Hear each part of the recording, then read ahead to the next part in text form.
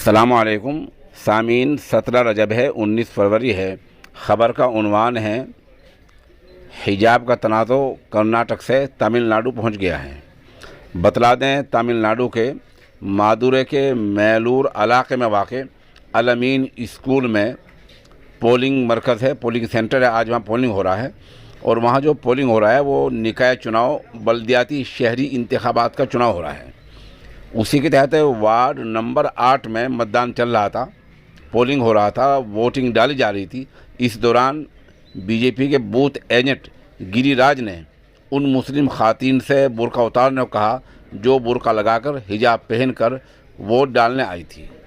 जैसे ही बीजेपी के booth agent Girirajan ने ये कहा तो वहाँ हंगामा हो गया और पोलिंग का अमल काफ़ी देर तक मुतासिर रहा।